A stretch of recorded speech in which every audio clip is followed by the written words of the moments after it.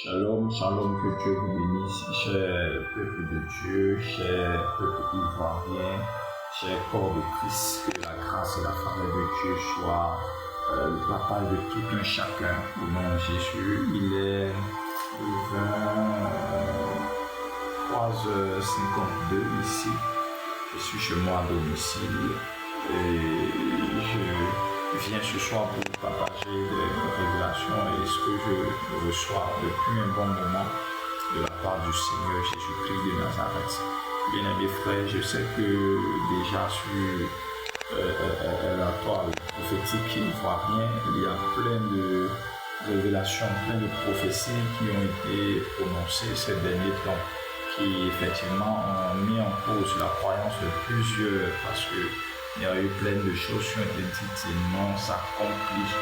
Il y a eu des prophéties malheureusement, excusez-moi, c'est ma compréhension malheureusement qui semble être plutôt que des messages personnels, que des pensées personnelles tout. Et vraiment, je prie que le Seigneur te donne la capacité de discerner le vrai du faux et surtout qu'il te donne de ne pas effectivement perdre la foi en ce qui concerne la prophétie, parce que c'est l'âme, c'est l'instrument, c'est le moyen que Dieu a choisi en ce temps de la fin, afin de révéler son plan, afin de révéler sa volonté, afin de parler au peuple, afin de parler aux nations.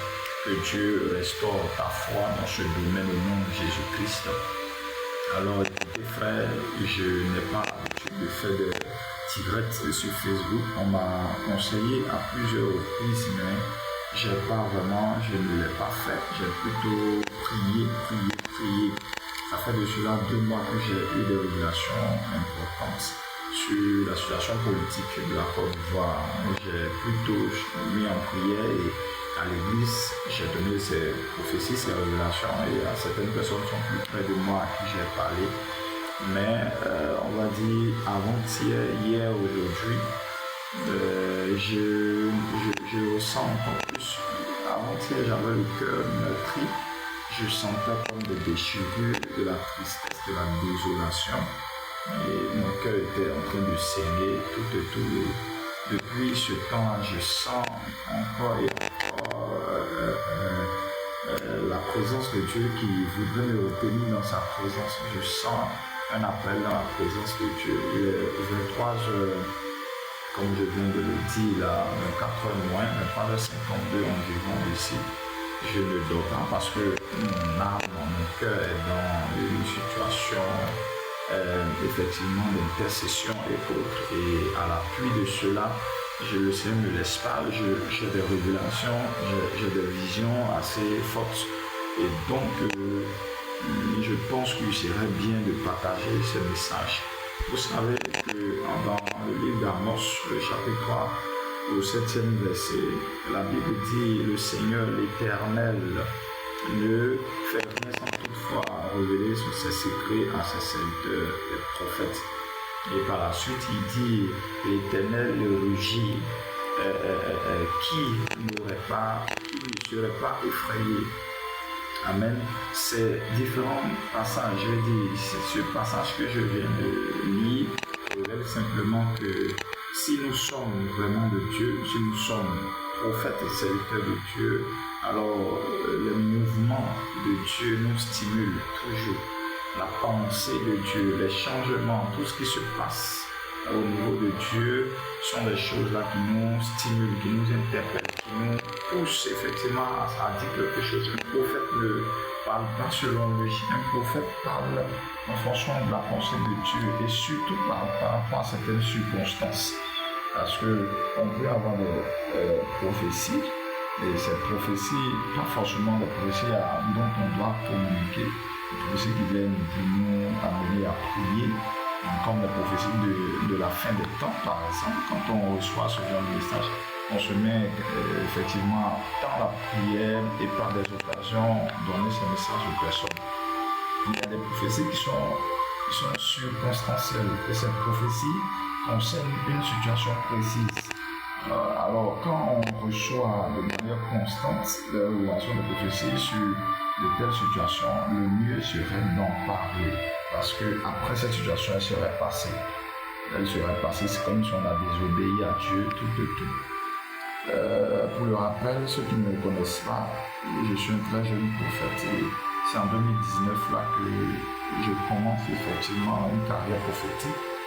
Pendant les périodes pendant lesquelles j'ai eu de grandes expériences avec Dieu, des prophéties effectivement sur plusieurs situations. Ceux qui me connaissent savent déjà plusieurs choses, mais bon, on a profité de rester dans le secret, à travailler encore plus avec le Seigneur, à être comme le Seigneur le veut tout et tout. Mais ce soir, je pense que le Seigneur voudrait que je parle et pour cela je vais prier très rapidement. Au nom puissant de Jésus-Christ de Nazareth, notre Père qui es aux cieux, que ton règne vienne, que ton nom soit sanctifié. Merci de m'avoir donné la grâce, Seigneur Père, d'être ton serviteur. Merci de, Seigneur Père, étendre ta main et d'avoir gardé cette nation et de l'avoir bénie. C'est pour elle, Seigneur, que Dieu m'a inspiré. Et afin que tous ceux et celles, Seigneur, qui sont saints de cette nation puissent entendre également, Seigneur, ces messages, afin que nous soyons, Père Dieu, rangés dans ton plan, rangés dans ta volonté, comprendre ta volonté, comprendre ta pensée, afin que nous soyons dans la tranquillité et dans la sérénité avec toi. Au nom de Jésus, je prie maintenant que ta grâce se répande sur chaque vie. Je prie maintenant que ta puissance soit le partage de chacun. Au nom puissant de Jésus de Nazareth, viens sécuriser, barricader, bénir toutes choses en nom de Jésus-Christ de Nazareth. J'ai prié. Alors, bien aimés frères, je commence par cette vision que j'ai eue. Vous savez, depuis avant-hier aujourd'hui, surtout aujourd'hui, pour cette vision que je vais dire là, le Seigneur me montre une vision très forte. Et dans cette vision, je vois comme une saison, un moment, une période de grâce, de visitation, comme si le Seigneur veut visiter. Mais je vois cette visitation s'étendre sur les pays de l'Afrique. Je vois comme le continent africain où le Seigneur veut bénir, où le Seigneur veut intervenir. Et quand je parle de bénédiction, je veux parler d'élévation, je veux parler de transformation, je veux parler de richesse, je veux parler de la gloire de Dieu, effectivement. Vous savez, je vois en Afrique, je vois quand l'Esprit de Dieu m'envoie dans le sous-sol, je vois de la richesse inexploitée, je vois de grandes richesses inexploitées en Afrique, dans les pays de l'Afrique. Je vois des pays qui n'ont même pas encore exploité le tiers de leur richesse. Il y a beaucoup de richesses en Afrique encore. C'est vrai qu'il y a des exploitations, mais il y a de grandes exploitations cachées en Afrique et je vois de grandes sociétés s'étendre en Afrique, négocier avec l'Afrique et faire bénéficier l'Afrique de ces biens-là et aussi bénéficier de ces biens. C'est un moment que Dieu a permis à ce continent afin de bénir des nations, afin de bénir des continents, afin de bénir des peuples. Et Dieu veut donc se révéler. Dieu veut se révéler à partir des nations de l'Afrique. Il y a de grands serviteurs de Dieu en réserve, en préparation pour monter sur la toile. Il y a de grands ministères, de géants ministères, de puissants ministères que Dieu est en train de préparer dans le continent africain. Et pour cela, bien, tiens-toi bien, parce que j'ai pas encore dit ce que je vois. Et pour cela, le diable s'est levé. Voyez, j'ai vu comme ça un ange, un très grand ange, et cet ange a une taille très géante, et ses pieds, c'est comme s'il peut mettre son pied dans un autre pays, à un autre si rapidement. Et cet ange n'est pas de Dieu, cet ange que je vois n'est pas de Dieu. Je vois comme écrit sur lui division, je vois comme écrit sur lui tumulte, je vois comme écrit sur lui trouble. Je vois comme écrit sur lui haine. Je vois comme écrit sur lui la guerre. Et cet ange a été envoyé par le diable afin de compromettre, afin de annuler cette grâce, ce décret de grâce que Dieu est en train de prendre sur ce continent africain. Et donc il est en train de s'aimer de la zigzag, il est en train de s'aimer de divisions entre les nations africaines. Et le Seigneur voudrait que nous nous levons. Tu vois, frère, il est 23h, il est 24h, disons, je n'ai pas sommeil. Parce que quand j'ai voulu me coucher, le Seigneur m'a dit non, tu ne peux pas te coucher. Il faut que nous prions. Il a voulu que nous prions. Si nous prions, si ce soir tu m'entends, peu importe là où tu es, mets-toi à genoux, lève les mains et prie pour la Côte d'Ivoire. Prie pour la Côte d'Ivoire, prie pour l'Afrique. Dis Seigneur, que ta volonté soit faite. Prie pour l'Afrique. Réclame et proclame le sang qui est versé. La Bible dit qu'il a versé ce sang précieux et par cette puissance-là, il a vaincu toute adversité qui était en face et il a fait pour nous afin qu'aujourd'hui nous puissions crier à lui. Vous voyez, ça c'est la première image que j'ai vue. Et j'ai vu maintenant de manière particulière ici en Côte d'Ivoire. Et j'ai vu comme si le Seigneur voudrait poser de ses actions de lui-même au sein de cette nation, afin que les nations, les autres nations, les peuples puissent voir de par cette nation la puissance de Dieu, la réalité que Dieu existe, la réalité que Dieu est Dieu. Et il n'attend pas seulement que ce soit une action d'un prophète, d'un apôtre, d'un homme de Dieu qui a fait des miracles tout parce qu'on en a trop vu les miracles. Mais il veut agir lui-même par des événements marquants dans lesquels il va se révéler, dans lesquels il veut se révéler. Et en Côte d'Ivoire, il prépare de grands ministères, de très grands ministères. Et pour cela, le diable s'est levé. Bien aimé, la deuxième vision, j'ai vu comme une grande figure, qui tombe, qui va tomber. Et cette figure va tomber après les situations de l'élection en Côte d'Ivoire. Bien aimé, sur les élections en Côte d'Ivoire, j'en ai eu des révélations, des précisions que j'ai déjà données à ceux de l'Église, à tous ceux que j'ai de près, tout. Mais s'il faut que je revienne là-dessus, je vais y revenir. Amen. Bien aimé, écoutez, Dieu n'est pas un Dieu de rébellion. Et les prophéties que le Seigneur nous donne, ces prophéties, il faut les maîtriser. Parce que Dieu est un Dieu de mouvement. Si le passage que j'ai lu tout à l'heure, je l'ai lu, c'est pour expliquer effectivement que Dieu est un Dieu de mouvement. Dieu peut dire quelque chose et peut venir annuler ce qu'il a dit. C'est possible, il faut juste être prophète et être vraiment dans la pensée de Dieu, connaître. La capacité d'un prophète, c'est de pouvoir être connecté à la pensée de Dieu et aussi être capable de savoir quand ça change, de savoir capter les changements qu'il y a dans le domaine prophétique.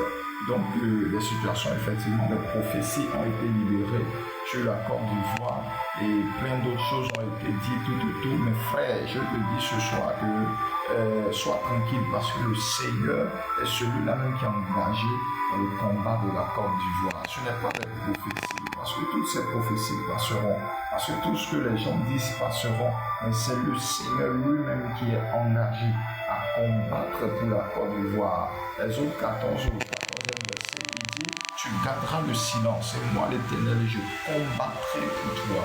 Voyez, même quand en Égypte, Moïse, Dieu a révélé à Moïse de venir faire sortir le peuple d'Israël de l'Égypte.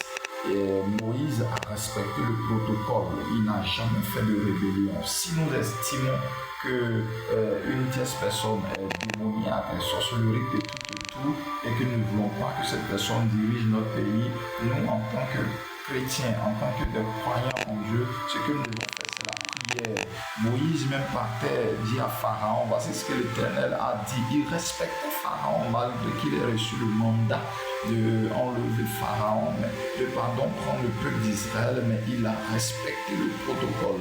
Quand il va lui dire et que ce dernier lui dit non, il ne connaît pas Dieu, Moïse ne faisait pas un mouvement de rébellion. Moïse partait prier, il dit mais voici ce qu'il a dit. Tu m'as dit d'aller lui dire, je lui ai dit voilà, il refuse et Dieu dit ce serait mon combat. Il a fait à plusieurs reprises jusqu'à ce que le temps avec Dieu enlevait ce dernier. Si nous estimons qu'une tierce personne n'est pas de Dieu, alors ce que nous devons faire c'est de prier. Moïse a crié à Dieu jusqu'à ce qu'il quitte. Amen. Mais ce n'est pas ma pensée qu'une telle personne ne soit pas de Dieu ou pas. Ce que je sais, c'est qu'un projet de Dieu est en train de s'accomplir en Côte d'Ivoire. Un plan de Dieu est en train de s'accomplir en Côte d'Ivoire. Il y a des personnes qui sont au lieu plutôt d'être accolées, d'être croyants à la volonté, au plan de Dieu, sont croyants aux hommes politiques. Je vais vous dire quelque chose. Tous les hommes politiques que vous voyez passer sur les nations afin de la diriger sont venus dans le plan de Dieu. Ils viennent pour accomplir quelque chose de manière circonstancielle. Et quand ces personnes finissent, elles passent, la nation évolue. Dieu, c'est comme ça qu'il travaille. Nous devons nous accoler, nous devons croire à la volonté de Dieu, que de croire aux hommes. Amen. Moi, je ne suis pas politicien, mais moi, je soutiens la vérité. Amen. Que Dieu vous bénisse. La situation de la Côte d'Ivoire, avant que ces petits tumultes que nous avons eus dans ces derniers jours arrivent, j'avais prophétisé ainsi. Et aujourd'hui encore, je vous prophétise. Actuellement, pendant qu'il est minuit, il y a un travail qui se fait en Côte d'Ivoire. Il y a un travail qui se fait de manière spirituelle. Bien, mes frères, il y a un travail qui est en train de se faire. L'Éternel est en train de travailler, en train de faire un travail sur cette nation afin de la sauver. Amen. Et je vous donne encore cette révélation, cette prophétie, et j'ai reçu. C'est que après ces élections, tel que ça a été fait, il y aura des trucs, j'ai vu, comme des petits tumultes qui seront là, qui vont être là. Mais ces petits tumultes auront un but. Le but, c'est quoi? Le Seigneur m'a dit, nous devons prier pour le président actuel. Parce que le but, il y aura des tentatives d'assassinat. Il y aura des tentatives d'assassinat. Je vous le dis très bien. Parce que ce que je vous dis, ce n'est pas aujourd'hui que j'ai reçu ça. Il y aura des tentatives d'assassinat qui vont se manifester à l'endroit du président Ouattara. Et Dieu me dit, nous devons prier pour lui et tout son collectif. Nous devons prier pour lui et tout son collectif. Nous devons prier pour lui et tout son collectif. Parce que le projet de l'ennemi est de créer de tels examens. Et j'ai dit tout à l'heure sur l'Afrique en tout entier, il y a ce mouvement qui vient. Il faut que nous soyons sages à discerner le plan de Dieu et de se mettre dans la ligne que Dieu nous donne afin de vivre sa volonté. Et j'ai vu à la suite de cela une figure qui allait mourir. Il y aura une figure qui disparaît, mais cette disparition va venir suite à un refroidissement qui va s'abattre sur la nation. Il y a un refroidissement qui va s'abattre, un choc qui va se faire, que j'ai aussi déjà prophétisé précédemment. J'ai vu un choc, un découragement. Les gens, effectivement, un découragement à Yopougon. Et le poumon des personnes étaient prêts à faire des trucs, mais ils n'ont pas pu. Et donc ce découragement va s'étendre encore après les élections. Et du coup, il y aura un refroidissement. Et nous aurons un moment de tristesse. Il y aura une sorte de... Je vois des personnes contracter de la maladie. Et cette personne-là est une grande figure que nous connaissons très bien ici dans la politique, en Côte d'Ivoire. Et nous verrons cette disparition. Nous verrons effectivement cette disparition. Et suite à tout cela, nous aurons un moment de tranquillité qui va venir où les gens, je vois des pieds qui sortent, qui vont travailler, qui vont vaquer à les occupations, tout. Je vois toutes ces choses-là en train de se faire. Bien aimé, après tout ça, j'ai vu quelque chose à l'horizon. J'ai vu quelque chose d'exceptionnel, quelque chose de glorieux à l'horizon. J'ai vu une richesse qui va s'abattre sur la Côte d'Ivoire. J'ai vu une richesse. Il y a des hommes, des jeunes gens, des personnes qui seront visitées par la richesse, la bénédiction sera le partage. Il y a des personnes riches, fortement riches qui vont se lever de cette nation. Dieu va les bénir et Dieu va les positionner parce que le Seigneur a besoin des intellectuels, le Seigneur a besoin des ingénieurs, le Seigneur a besoin des hommes de pointe, des hommes stratégiques afin que cette nation puisse vivre son plan, le plan que Dieu a prévu pour elle, le plan que Dieu a prévu pour elle, le plan de leadership, le plan de diriger, de montrer les hommes, d'être un modèle. C'est ce plan que Dieu a pour la Côte d'Ivoire. Amen. Et j'ai vu aussi des ministères puissamment bénis. J'ai vu des jeunes hommes de Dieu se lever, branler la puissance de Dieu. J'ai vu la puissance de Dieu. La puissance que Dieu se fait. Mes frères, je tiens, et ça revient toujours dans mon cœur, à vous dire, le combat de l'Afrique, nous devons le mener ensemble. Le combat de l'Afrique, nous devons le mener ensemble. Nous devons fléchir genoux, nous devons crier à l'Éternel. Nous devons prier à l'Éternel afin de contrecarrer ce projet satanique qui s'élève sur la surface. Si nous réussissons à cela, frère, l'Afrique serait changée, la puissance de Dieu serait connue de l'Afrique. Il y aura de grandes choses qui s'étendront sur ce continent et sur des nations de ce continent. Nous devons prier, nous devons être bons, nous devons être forts, nous devons persévérer comme le Seigneur nous l'a demandé. Amen. Ce sont des prophéties que le Seigneur me donne pour le continent africain, que le Seigneur me donne pour la Côte d'Ivoire. Gloire à Dieu, gloire à Dieu. La Côte d'Ivoire est un pays béni.